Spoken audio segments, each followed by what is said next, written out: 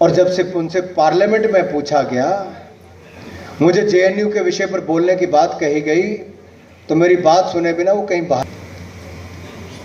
क्या कांग्रेस इस बात का जवाब देगी कि अफजल उनके लिए क्या है, याकूब मेनन उनके लिए क्या है, बाटला हाउस कांड जहां पर आतंकवादी हमला हुआ, उस हमला करने वाले उनके लिए क्या है? क्या वो क्या राष्ट्रवादी? क्योंकि कांग्रेस के लोग कहीं पर गए तो राहुल गांधी जी उनके घर में गए जिन्होंने बाटला हाउस कांड किया, आतंकवादी हमला किया और एमएल शर्मा जैसे इंस्पेक्टर को शहीद करके दिया। वो एमएल शर्मा के घर पे नहीं गए, लेकिन आतंकवादियों के घर पे जरूर गए। सलमान खुर्शीद जी ने कहा कि सोनिया जी की आंखों से आंसू नहीं रुक रहे थे, सोनिया जी फूट फूट कर रो रही थी कि बाटला हाउस कांड करने वाले आतंकवादी मारे गए। सोनिया जी को उसका बहुत दुख हुआ। इंस्पेक्टर एमएल शर्मा के मरने पे, शहादत पे दुख नहीं हुआ। ये कांग्रेस किस ओर जा रही है? ये जो पिछले कई सालों से इंदिरा गांधी जी के समय से कहते थे गरीबी हटाओ, गरीबी मिटाओ, अरे इंदिरा जी चली गई, राजीव जी चले गए, सोनिया जी, राहुल जी, उनके बाद ये भी यही नारे लगाते गए, गरीबी हटाओ, गरीबी हटाओ। गरीब मिट गया, लेकिन गरीबी नहीं हटी।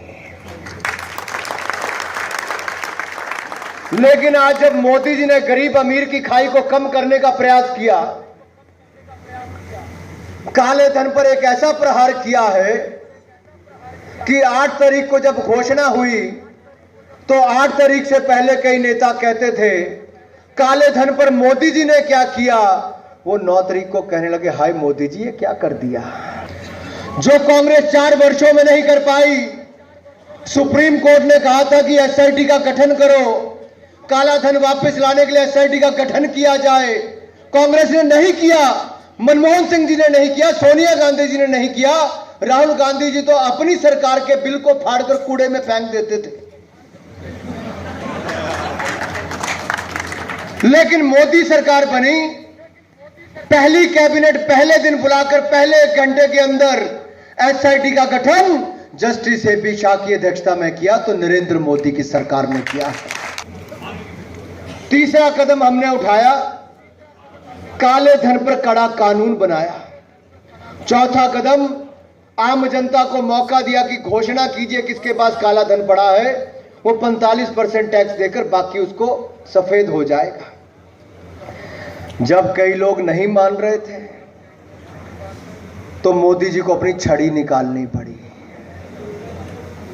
और 8 तारीख को फिर वो निर्णय लेना पड़ा कि जिसके पास 500,000 के नोट हैं, अगर वो अब भी नहीं मानेगा तो केवल कागज के टुकड़े के नाते रह जाएगा।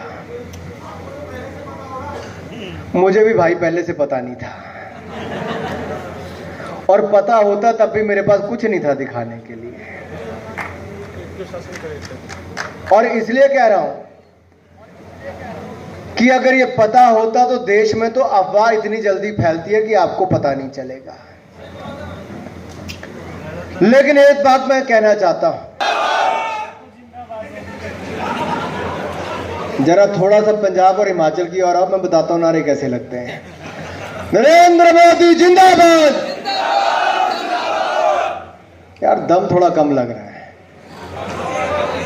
सुबह सुबह कार्यक्रम रख दिया है अमित जी।